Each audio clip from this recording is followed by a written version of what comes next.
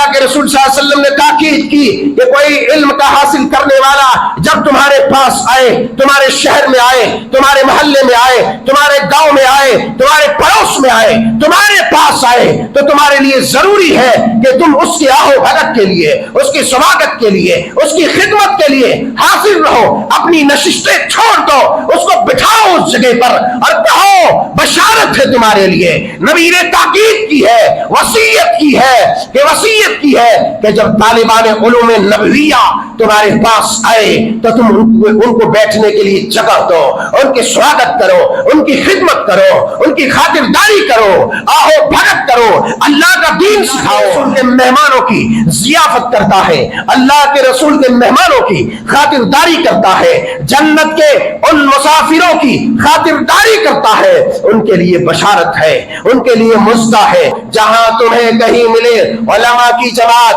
طلباء اعظام کی جماعت، جو اللہ کا دین سیکھنے والے ہیں، جو رسول اللہ کے دین سیکھنے والے ہیں، جو قرآن سیکھنے والے ہیں، ان لوگوں کی خاطرداری کرو، ان کے اوپر اپنا مال خرچ کرو، کیونکہ روئے زمین پر سب سے بہترین مخلوق اگر کوئی ہے تو یہ قرآن کا سیکھنے والا، اللہ کا دین سیکھنے والا، اللہ کا دین سکھانے والا ہے۔ خیرکم من تعلم اللہ والوں ذرا سوچو تو صحیح، یہ وہ مخلوق ہے کہ جب تمہارے اتنے چھوٹے چھوٹے بچے اپنے بستر میں ماں باپ کے آغوش میں اور ان کی گرماہٹ کو محسوس کرتے ہوئے وقت فجر یہ چادر اوڑھے ہوئے، یہ کمبل اوڑھے ہوئے اپنے ماں باپ کی گرماہٹ کو محسوس کرتے ہوئے یہ وقت فجر سو رہے ہوتے ہیں، تب یہ ننھے منھے بچے وقت فجر پابندی کے ساتھ جماعت کے ساتھ نماز ادا کر رہے ہوتے ہیں۔ اے اللہ کے نیک بندو ذرا مجھے بتاؤ کیا جو نماز کا چھوڑنے والا، جو نماز کو ترک کرنے والا، فجر کی نماز چھوڑنے والا، اس فجر کے نمازی، اس فجر کے مصلی کے رتبے کو پا سکتا ہے؟ اس لیے کبھی بھی طالبان علوم نبویہ کہیں ملے اس کو حقیر فقیر نہ جانو، اس کو کمتر نہ سمجھو، چاہے وہ کسی لباس میں یا کسی شکل میں ہو، کسی بھی شکل میں ہو۔ علم لنا الا ما علمتنا انك انت العليم الحكيم رب اشرح لي صدري ويسر لي امري واحلل عقدة من لساني يفقهوا قولي رب زدني علما اللهم ارزقني فهما اللهم انفعنا بما علمتنا وعلمنا ما ينفعنا وزدنا علما ربنا يسر ولا تعسر وتمم بالخير۔ اللہ وحدہ لا شریک کے لیے ہر قسم کے عبادات خاص ہے، ہر طرح کی تسبیحات، تحلیلات اور تکبیرات اسی کے لیے خاص ہے جو ہر طرح کی کمیوں خامیوں اور نقائص سے پاک و صاف ہے، جس نے ہم سب کو انسان ہونے کے ساتھ ساتھ دین اسلام پر ہمارے قدموں کو جما دیا اور راہ حق پر گامزن فرمایا ہے۔ اسی لیے ہر حال میں اسی کی تعریف بیان کرنی چاہیے اور اسی کا شکر بجا لانا چاہیے۔ فللہ الحمد ولہ الشکر سبحان اللہ وبحمدہ سبحان اللہ العظیم۔ اللہم صلی علی محمد وعلی آل محمد کما صلیت علی ابراہیم وعلی آل ابراہیم انکا حمید مجید۔ اللہم بارک علی محمد وعلی آل محمد کما بارکت علی ابراہیم وعلی آل ابراہیم انکا حمید مجید۔ عزیزان گرامی، ہمدردان قوم و ملت، نوجوانان ملت اسلامیہ اور خواتین ملت اسلامیہ، پیارے بچوں، جیسا کہ گزشتہ خطبے میں باتیں رکھی گئی تھی کہ علم شریعت دینی تعلیم سے دوری کے اسباب، وجوہات کیا ہیں،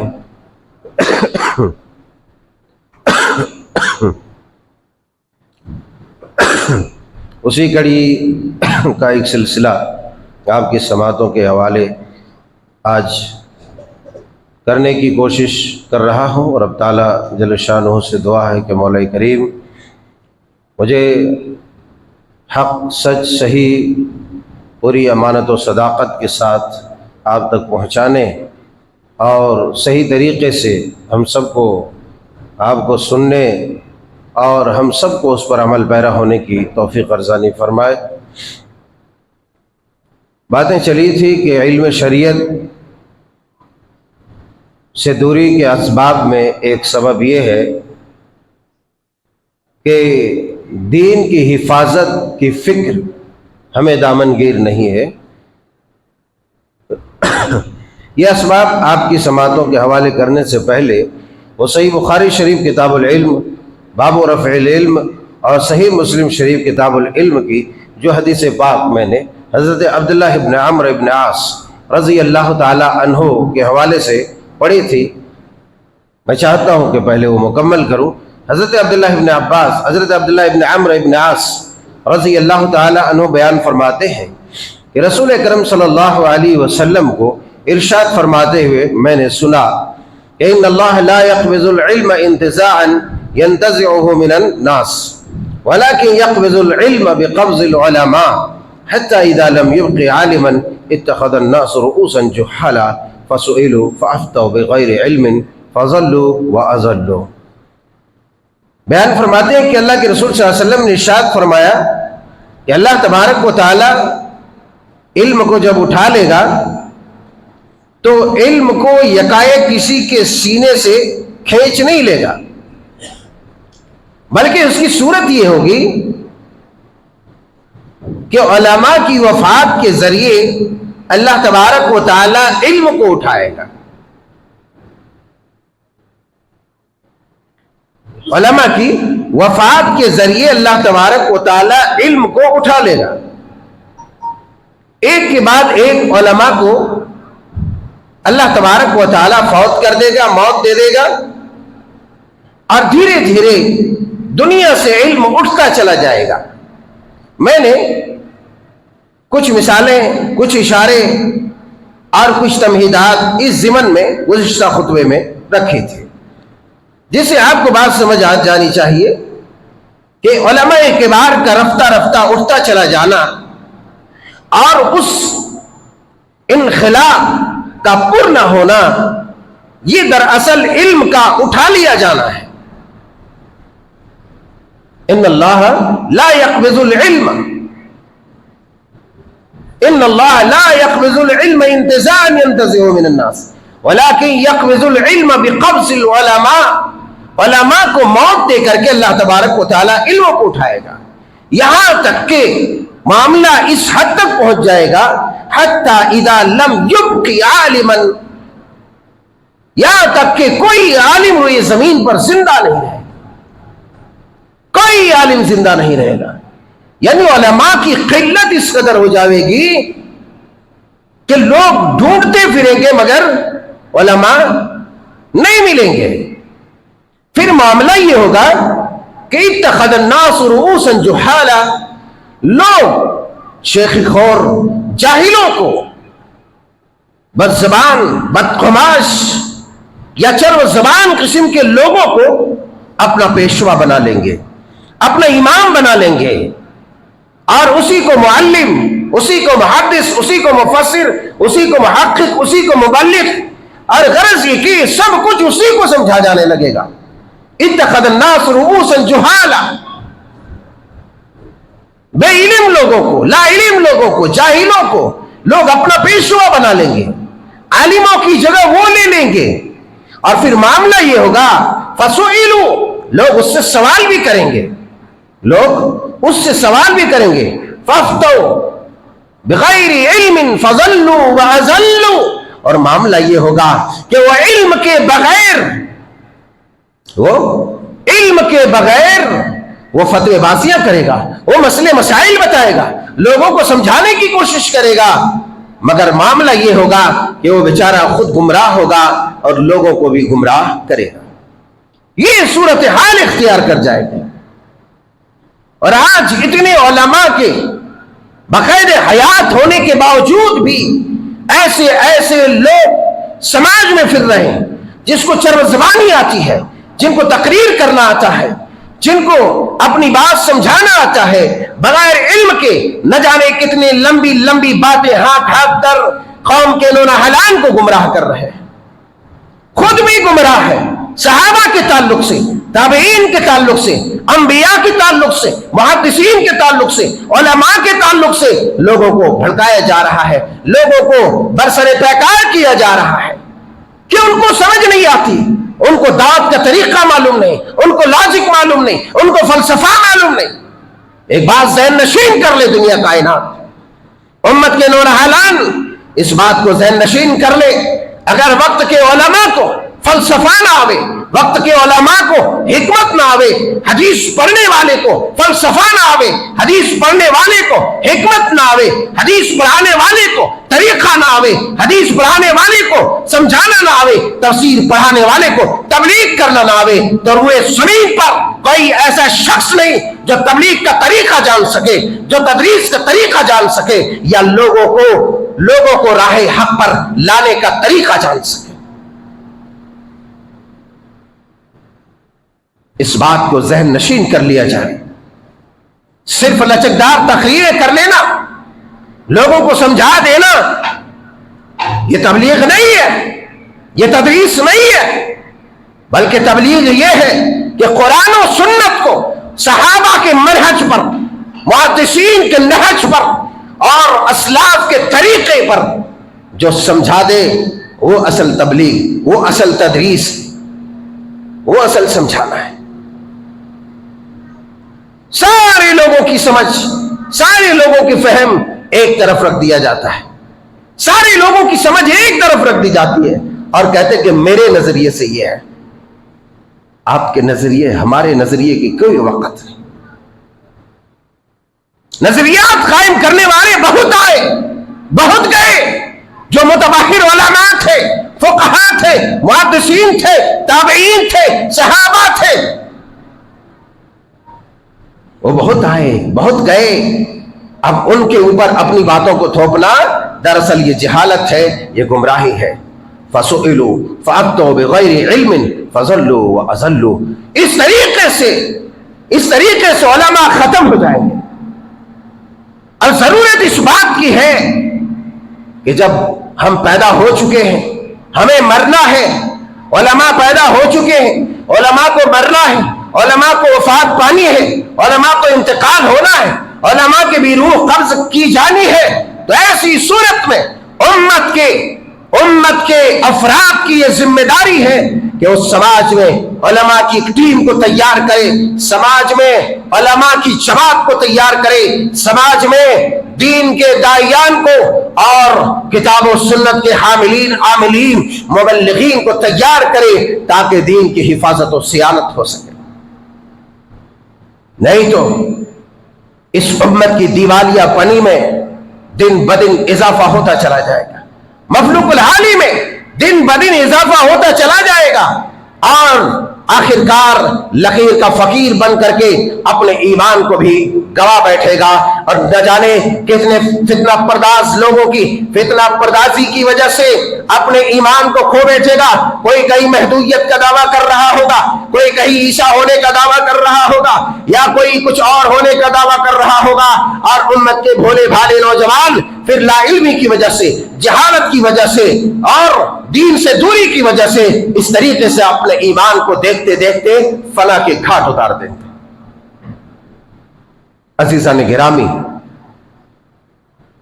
آخر کیا سبب ہے کہ قرآن و سنت میں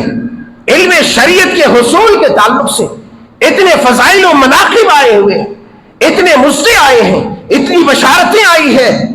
کیا وجہ ہے کہ آج پھر بھی ہم اپنی اولاد کو علم شریعت سکھانے سے، حدیث دانی سکھانے سے، تفسیر کے علم سکھانے سے ہم کو سو دور رہتے ہیں؟ میں نے بتلایا اس کا سب سے بڑا ایک سبب ہے کہ شریعت کی تحفظ کی فکر ہمارے یہاں نہیں، شریعت کی حفاظت کی فکر ہمارے یہاں نہیں۔ ہم میں سے ہر کوئی بڑی بڑی باتیں کرتے ہیں، علماء پر تنقید کرتے ہیں، علماء پر نقد کرتے ہیں کہ ان کو طریقہ کار نہیں معلوم، ان کو یہ نہیں معلوم, ان کو وہ نہیں معلوم, اس انداز میں کرنا چاہیے. مجھے تب افسوس ہوتا ہے, مجھے تب حیرت ہوتی ہے, مجھے تب تعجب ہوتا ہے کہ جس نے مدرسے کے میم سے کوئی واقفیت حاصل نہیں کی یا کسی عالم ربانی کے سامنے زانوی تلمس طے کرنے کے لیے کوئی ایک لمحہ منٹ بھی وقت قربان نہیں کیا, وہ آدمی ایک عالم کی رہنمائی کیسے کر سکتا ہے؟ قرآن و سنت کے معاملے میں ایک عالم کی رہنمائی کیسے کر سکتا ہے؟ ایک عالم کو کیسے تبلیغ کر سکتا ہے؟ ایک عالم کو کیسے سمجھا سکتا ہے کہ یہ قرآن ایسے نہیں, ایسے بیان کرنا چاہیے, تفسیر ایسے نہیں, ایسے بیان کیا جانا چاہیے؟ خدا کی قسم یہ سوائے گمراہی کے کچھ اور نہیں. امت کے یہ فتنہ پرداز لوگ ہیں جو امت کا بیڑا غرق کرنے والے ہیں. یہ اپنے نام و نمود کے خاطر جب تک کہ آپ کے پاس علم نہ آ جاوے, آپ کسی بھی طرح کی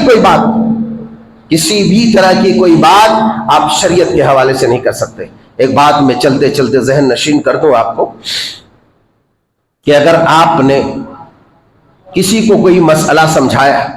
آپ کو کوئی علم نہیں تھا قرآن سے سنت سے, آپ نے کہیں نہیں علماء سے سنا, آپ نے کتابوں میں کہیں نہیں پڑھا, آپ ایک آدمی کو سمجھا رہے ہیں لا علمی میں آپ سمجھا رہے ہیں, آپ کو کوئی علم نہیں, مگر آپ نے صحیح سمجھا دیا, پھر بھی آپ گنہگار ہیں, پھر بھی آپ مجرم ہیں, اس لیے کہ تم نے اٹکل پچو ہانکا ہے, اندھا دھون تیر چلایا ہے, اور اس میں کوئی ایک شکار پر جا گرا ہے, جا لگا ہے. اس لیے بغیر علم کے فتویٰ بازی کرنے کے بنا پر آپ اللہ تبارک و تعالیٰ کے بڑے مجرم ہیں, آپ اللہ تبارک و تعالیٰ کی نگاہ میں بڑے ہی شنی شخص ہیں. بہرحال حدیث پاک میں علم کے حصول کے تعلق سے جو فضائل و مناقب آئے ہیں اس کے ضمن میں چند احادیث آپ کے گوش گزار کروں, چند احادیث آپ کے سماعتوں کے حوالے کروں. میں نے کہا کہ ہمارے اندر وہ فکر نہیں ہے کہ دین کی حفاظت کی جائے. یہی وجہ ہے کہ اس ایک سبب کہ ہم شکار ہیں کہ اپنی اولاد کو اور اپنے آپ کو دین کے تعلیم سے دور رکھ رہے ہیں. اور بھی اسباب ہیں, میں بتاتا ہوں. پہلے ایک حدیث پاک اس ضمن میں کہ جو مومن جنت کا متلاشی ہے, جو مومن جنت کا خودر ہے, جو مومن حصول جنت چاہتا ہے, جو مومن جنت میں داخل چاہتا ہے, وہ یہ بات جان لے کہ یہ علم کا حاصل کرنا, یہ علم شریعت کا حاصل کرنا, یہ کوئی فن نہیں, یہ کوئی کلا نہیں, بلکہ یہ اللہ کی عبادت ہے, یہ اللہ کی عبادت ہے. اگر عبادت سمجھ کر کے اللہ کی رضا کی خاطر یہ علم حاصل کیا جائے تو اللہ کی نگاہ میں وہ بڑا ہی برگزیدہ بندہ ہے, وہ بڑا ہی معزز شخص ہے, اللہ کی نگاہ میں وہ اللہ کا ولی ہے, اللہ کی نگاہ میں وہ اللہ کا ولی ہے. اس ضمن میں پہلے میں ایک حدیث پاک آپ کی سماعتوں کے حوالے کروں جو سنن ابن ماجہ کتاب السنہ کے اندر حضرت ابو سعید خدری رضی اللہ تعالی عنہ سے مروی ہے. حضرت ابو سعید خدری رضی اللہ تعالی عنہ بیان فرماتے ہیں کہ اللہ کے پیارے حبیب علیہ الصلوۃ والسلام نے ارشاد فرمایا, سیاتیکم اقوام یطلبون العلم, سیاتیکم اقوام یطلبون العلم فإذا رأيتموهم فقولوا مرحبا مرحبا بوصیت رسول اللہ صلی اللہ علیہ وسلم. سنن ابن ماجہ کتاب السنہ کی یہ حدیث پاک ہے. اے اللہ کے نیک بندو, اے لوگوں سنو, طلب علم کا حاصل, طلب علم کا خودر, علم کا حاصل کرنے والا, شریعت کا متلاشی, شریعت کا علم جاننے والا, شریعت کے علم کی راہ پر چلنے والے کا رتبہ کیا ہے؟ وہ اللہ کے رسول کے وصی ہے. اللہ کے رسول صلی اللہ علیہ وسلم نے ارشاد فرمایا, اے لوگوں تمہارے اوپر कुछ कौमें, कुछ लोग आएंगे तुम्हारे पास, कुछ लोग आएंगे सयातीकुम अक़वामुन यतलबूनल इल्म, जो इल्म हासिल करने के लिए आएंगे, कुरान और सुन्नत सीखने के लिए आएंगे, कुरान और सुन्नत की तालीम के लिए आएंगे, शरीयत की पाबंदी के लिए आएंगे, शरीयत की तालीम और तरबियत के लिए आएंगे। तो सुनो सुनो, फ़इज़ा रअयतुमूहुम, जब तुम उन्हें देखो तो फ़क़ूलू, तुम इस अंदाज में कहो, स्वागत है आपका, खुश आमदीद, खुश आमदीद, अहलन व सहलन, मरहबन बिकुम या वसीयत रसूलिल्लाह, ऐ अल्लाह के रसूल के वसीयो, ऐ लोगों सुनो, अल्लाह के रसूल सल्लल्लाहु अलैहि वसल्लम ने ताकीद की कि कोई इल्म का हासिल करने वाला जब तुम्हारे पास आए, तुम्हारे शहर में आए, तुम्हारे मोहल्ले में आए, तुम्हारे गांव में आए, तुम्हारे पड़ोस में आए, तुम्हारे पास आए, तो तुम्हारे लिए जरूरी है कि तुम उसके आओ भगत के लिए, उसके स्वागत के लिए, उसकी खिदमत के लिए हासिल रहो। अपनी नशिस्तें छोड़ दो, उसको बिठाओ उस जगह पर और कहो बशारत है तुम्हारे लिए। नबी ने ताकीद की है, वसीयत की है कि जब तालिबान उलूम नबविया तुम्हारे पास आए तो तुम उनको बैठने के लिए जगह दो, उनके स्वागत करो, उनकी खिदमत करो, उनकी खातिरदारी करो, आओ भगत करो, अल्लाह का दीन सिखाओ, अल्लाह की शरीयत सिखाओ, कुरान सिखाओ, हदीस सिखाओ, उसमें मदद करो, उसमें काम करो। ऐ उम्मत के जियालो, खुश नसीब हो जो किसी मदरसे से या किसी मकतब से या किसी भी दीनी दरसगाह से जुड़ा हुआ है, अल्लाह के रसूल के मेहमानों की जियाफत करता है, अल्लाह के रसूल के मेहमानों की खातिरदारी करता है, जन्नत के उन मुसाफिरों की खातिरदारी करता है, उनके लिए बशारत है, उनके लिए मुज़्दा है, उनके लिए खुशखबरी है। खुशखबरी क्या है मैं सुनाने लगा हूं, मगर उससे पहले एक बात रखना चाहता हूं कि अल्लाह के नेक बंदो, जहां तुम्हें कहीं मिले उलमा की जमात, तलबाए इस्लाम की जमात, जो अल्लाह का दीन सीखने वाले हैं, जो रसूलुल्लाह के दीन सीखने वाले हैं, जो कुरान सीखने वाले हैं, उन लोगों की खातिरदारी करो, उनके ऊपर अपना माल खर्च करो, क्योंकि रुए जमीन पर बल्कि जमीन आसमान में, रुए जमीन पर सबसे बेहतरीन मखलूक अगर कोई है तो ये कुरान का सीखने वाला, अल्लाह का दीन सीखने वाला, अल्लाह का दीन सिखाने वाला है। खैरुकुम मन तअल्लमल कुरान व अल्लमा, सबसे बेहतरीन शख्स वो है, सबसे बेहतरीन जमात वो है जो अल्लाह का दीन सीखता है, अल्लाह का दीन सिखाता है। मेरे यारो, कहीं भी आपको मौका मिले 10 रुपए खर्च करने के लिए, आप उस जमात पर, उस मखलूक पर खर्च करो कि जो दुनिया में सबसे बेहतरीन मखलूक है। एक बात मैं यहां कहूं, हो सकता है आपको तकलीफ हो, मगर आप पहले से जानते हैं मुझे लोगों की तकलीफ की कोई परवाह नहीं, ऐसी तकलीफों की कोई परवाह नहीं। अब 1.5 साल यहां मदरसा होगा, 1.5 साल से मदरसा चल रहा है। आप में से हर कोई अपने बाल बच्चों के लिए ये खरीदता है, वो खरीदता है, खाने के पीने के सामान है, आम है, अमरूद है, हीरा है, ककड़ी है, वगैरह वगैरह। हमारे अंदर इतना शऊर बेदार होना चाहिए कि जो अल्लाह के रसूल के मेहमान है, जो जन्नत के मुसाफिर है, जन्नत के जो मुसाफिर है, उन मुसाफिरों के लिए, अल्लाह के रसूल के मेहमानों के लिए भी हम कुछ ले आओ। छोटे छोटे नन्हे मुन्ने यहां पर बच्चे, 9 साल, 10 साल, 11 साल। मैंने देखा इतना बड़ा आम का सीजन चला गया, किसी साहिब खैर ने, किसी नेक इंसान ने 1 किलो आम बच्चों को नहीं दिया। सिर्फ एक आदमी को मैं जानता हूं जो बच्चों के हाव भगत करते। क्यों? ये जो कोसों कोसों दूर से अपने माँ बाप को छोड़कर आए हैं कुरान सीखने के लिए, आपके यहां, आपके शहर, आपकी बस्ती में खैर और बरकत के नुज़ूल का बाइस बनने के लिए है? जब आप अपने बच्चों के लिए लेने जाते हैं तो आपके अंदर क्या ये शोर एक बार बेदार नहीं होता है कि वहां भी 2-4 बच्चे हैं, उनके लिए भी हम कुछ ले जाएं? होना चाहिए आपके अंदर, होना चाहिए हमारे अंदर। मैं खाने के लिए नहीं कह रहा, मुझे नहीं चाहिए, मुझे किसी का एक टिक्का भी नहीं चाहिए, मगर मैं ये जिंदा दिल पैदा करने के लिए कह रहा हूं कि उन बच्चों को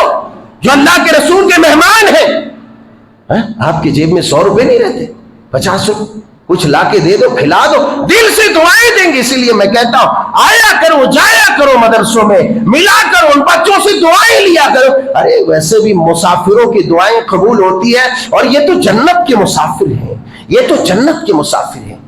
یہ جنت کے مسافر ہیں. جنت کے ان مسافروں سے دعائیں لیا کرو. اللہ والو ذرا سوچو تو صحیح، یہ وہ مخلوق ہے کہ جب تمہارے اتنے چھوٹے چھوٹے بچے اپنے بستر میں ماں باپ کے آغوش میں اور ان کی گرماہٹ کو محسوس کرتے ہوئے وقت فجر یہ چادر اوڑھے ہوئے، یہ کمبل اوڑھے ہوئے اپنے ماں باپ کی گرماہٹ کو محسوس کرتے ہوئے یہ وقت فجر سو رہے ہوتے ہیں، تب یہ ننھے منھے بچے وقت فجر پابندی کے ساتھ جماعت کے ساتھ نماز ادا کر رہے ہوتے ہیں. اے اللہ کے نیک بندو، ذرا مجھے بتاؤ کیا کیا کیا جو نماز کا چھوڑنے والا، جو نماز کو ترک کرنے والا، فجر کی نماز چھوڑنے والا، اس فجر کے نمازی، اس فجر کے مصلی کے رتبے کو پا سکتا ہے؟ نہیں پا سکتا ہے، نہیں پا سکتا. اللہ والوں کبھی نہیں پا سکتا. اس لیے کبھی بھی طالبان علوم نبویہ کہیں ملے اس کو حقیر فقیر نہ جانو، اس کو کمتر نہ سمجھو، چاہے وہ کسی لباس میں یا کسی شکل میں ہو، کسی بھی شکل میں ہو. سنن ابی داؤد کتاب العلم،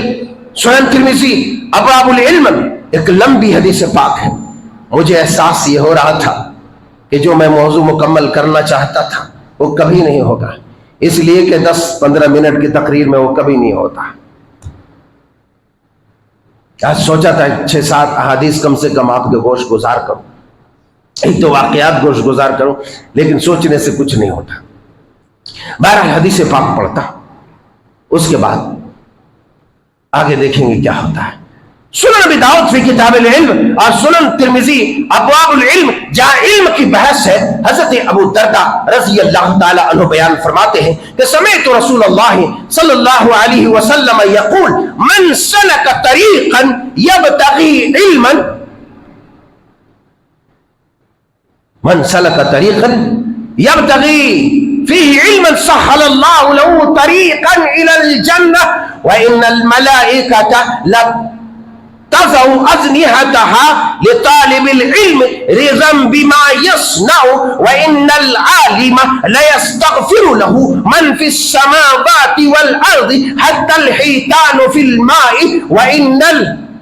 وفضل العالم على العابد كفضل القمر على سائر الكواكب وإن العلماء ورثة الأنبياء وإن الأنبياء لم يورثوا دينارا ولا درهما وإنما ورثوا العلم فمن أخذه أخذ بحظ وافر. یہ سنن ابی داؤد کتاب العلم، سنن ترمذی ابواب العلم کی حدیث ہے. حضرت ابو درداء رضی اللہ تعالیٰ عنہ بیان فرماتے ہیں کہ میں نے رسول اکرم صلی اللہ علیہ وسلم کو ارشاد فرماتے ہوئے سنا. اس حدیث پاک کا پس منظر کیا ہے؟ اس حدیث پاک کا پس منظر یہ ہے کہ سیدنا حضرت ابو درداء دمشق میں موجود ہے، اور ایک آدمی مدینہ الرسول مدینہ منورہ سے دمشق تقریباً 1000 کلومیٹر، دمشق تقریباً 1000 کلومیٹر کا فاصلہ طے کر کے اس لیے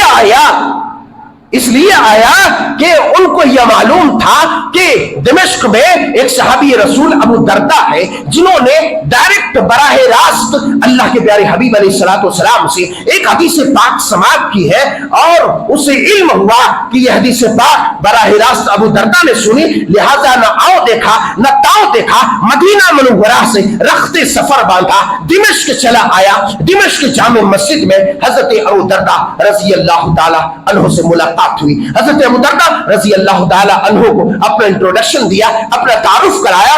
حضرت ابو درداء نے کہا آخر یہ بتاؤ کہ تم مدینے سے دمشق یہاں تک کی یہ لمبی مسافت کیوں طے کیا؟ کیا کسی تجارت کے غرض سے آئے، کسی سے ملنے آئے، کچھ مال کمانے آئے، یا کچھ اور غرض سے آئے؟ وہ آدمی کہتا ہے کہ اللہ کے رسول صلی اللہ علیہ وسلم کے شاگرد رشید، میں مدینہ سے فقط یہاں اس لیے آیا ہوں کہ مجھے معلوم ہوا ہے کہ آپ نے نبی کی ایک حدیث بیان کی ہے جو آپ نے ڈائریکٹ سنی ہے. لہذا معلوم ہوا کہ علم حدیث کے لیے آدمی میلوں میل سفر کرے. یہی وجہ ہے کہ حضرت علامہ امام شمس الدین ذہبی رحمت اللہ علیہ، جو بڑے فقیہ، بڑے عالم، بڑے ثقہ، بڑے محدث پائے درجے کے، حضرت ابو حاتم الرازی رحمت اللہ علیہ کے بارے میں سیر اعلام النبلاء میں لکھا ہے کہ حضرت امام ابو حاتم الرازی نے علم حدیث کے لیے تقریباً 1000 فرسخ یعنی تقریباً 3000 میل، یعنی مطلب یہ ہوا کہ 5000 کلومیٹر کی لمبی مسافت علم حدیث کے لیے طے کیا. صرف حدیث جاننے کے لیے، حدیث سیکھنے کے لیے، علماء ربانیین سے سننے کے لیے، علماء ربانیین سے سیکھنے کے لیے، حدیث لینے کے لیے، کتاب و سنت سیکھنے کے لیے 5000 کلومیٹر 5000 کلومیٹر کی لمبی مسافت طے کیا. لہذا معلوم ہوا اے طالبان علوم نبویہ، اگر علم حاصل کرنا چاہتے ہو تو تمہیں اپنی جوانی کی قربانی دینا پڑے گی، اپنے مال کی قربانی دینا پڑے گی، اپنے وقت کی قربانی دینا پڑے گی. عزیزان گرامی، ایک بہت بڑے فقیہ ہیں، بہت بڑے امام ابن رشد، ان کی تعلیم کا، تعلم کا یہ عالم تھا. میں نے حدیث پاک روک دی ہے، بات ختم کرنے والا ہوں، اسی لیے ابن رشد بہت بڑے عالم، بہت بڑے فقیہ، ان کی تعلیم اور تربیت کا معاملہ یہ تھا. لکھا ہے، بتایا گیا یہ ہے کہ انہوں نے جب سے ہوش سنبھالا، طالب علموں کو بالخصوص سننا چاہیے، اس بات پر غور کرنی چاہیے. ابن رشد اتنے بڑے عالم، اتنے بڑے فقیہ کہ جب سے کہتے ہیں کہ ہوش سنبھالا، تب سے انہوں نے تعلیم و تعلم کا فریضہ انجام دیا، علم سیکھنا سکھانے کا کام کیا. اور ان کا مشغلہ یہ تھا کہ انہوں نے صرف 2 راتوں میں تعلیم و تعلم پر کام نہیں کیا، یعنی علم سیکھنے سے دور رہا. ایک وہ رات جس رات ان کے والد بزرگوار کی وفات ہوئی، ان کا باپ مر گیا، اس رات صرف انہوں نے مطالعہ نہیں کیا، تعلیم نہیں سیکھا، کتابیں نہیں پڑھی، علماء کا درس نہیں لیا. دوسری وہ رات تھی جب ان کی شادی کی پہلی رات تھی، وہ ایک رات تھی جب انہوں نے تعلیم و تعلم سے اپنے آپ کو منقطع کیا تھا. ورنہ کہتے ہیں کہ جب سے ہوش سنبھالا، پوری زندگی کوئی دن کوئی رات انہوں نے تعلیم و تعلم سے اپنے آپ کو خالی نہیں رکھا. لہذا معلوم یہ ہوا کہ بڑی سے بڑی قربانیاں علم حدیث کے لیے آپ کو دینا پڑے گی، علم تفسیر کے لیے آپ کو دینا پڑے گی. تب آپ شریعت کی حفاظت کے قابل بنیں گے، تب آپ مبلغ بنیں گے، تب آپ مدرس بنیں گے، تب آپ فقیہ بنیں گے، تب آپ محدث و مفسر بنیں گے، تب آپ قال اللہ اور قال الرسول کو کما حق بیان کرنے کے قابل بنیں گے. بصورت دیگر اٹکل پچو ہانکنے والے، ادھر ادھر کی پھینکم پھینکی کرنے والے بن سکتے ہو، قرآن و سنت کا صحیح داعی نہیں بن سکتے ہو. بہرحال حدیث پاک میں نے یہ عرض کیا تھا کہ وہ آدمی آیا اور کہنے لگا کہ میں مدینے سے فقط اس لیے آیا ہوں کہ آپ نبی کی ایک حدیث ڈائریکٹ بیان کرتے ہیں، اس لیے وہ حدیث سننے کے لیے. پھر حضرت ابو دردہ بیان کرتے ہیں، اے راہ حق مسافر، اگر تو نے مدینے سے دمشق کا سفر کیا ہے اور یہاں تک آیا ہے، سارے خطرات کو مول کر کے، ہر طرح کے خطرات کو گلے لگا کر کے، چاہے جس طریقے سے آیا ہے تو سن، یہ فضیلت تمہارے لیے ہے، ہر طالبان علوم نبویہ کے لیے ہے، مستہ ہے، بشارت ہے کہ وَإِنَّ الْمَلَائِكَةَ لَتَصْنَعُ أَجْنِحَتَهَا لِطَالِبِ الْعِلْمِ رِضًا بِمَا يَصْنَعُ. انشاءاللہ آئندہ خطبے میں اس حدیث پاک کی وضاحت اور جو باتیں باقی رہی ہے ہم کرنے کی کوشش کریں گے۔ اللہ رب العزت ذوالجلال والاکرام سے دعا ہے کہ مولا کریم ہم سب کو راہ حق کا مسافر بنا دے۔ اے اللہ ہم سب کو جنت کا مسافر بنا دے۔ ہم تیرے گنہگار بندے ہیں مولا، ہمیں اپنی شریعت کے حفاظت کرنے والے بنا دے، شریعت کے تحفظ کے قابل بنا دے میرے مولا۔ قرآن و سنت کا صحیح علم ہم سب کو عطا فرما، قرآن و سنت کی خدمت کرنے والا بنا۔ آمین تقبل یا رب العالمین۔ عزیزان گرامی، آپ جانتے ہیں کہ اب محرم کا مہینہ شروع ہو رہا ہے اور اس میں کس طرح کی خرافاتیں ہوتی ہے، اس ضمن میں بات آئندہ خطبے میں ہونا چاہیے، اور اگر اللہ نے چاہا تو ضرور ہوں گی۔ اللہ رب العزت ہم سب کو ہر طرح کے خرافات سے، بدعات سے اور امور شرعیہ سے محفوظ فرمائے۔ آمین تقبل یا رب العالمین۔ وآخر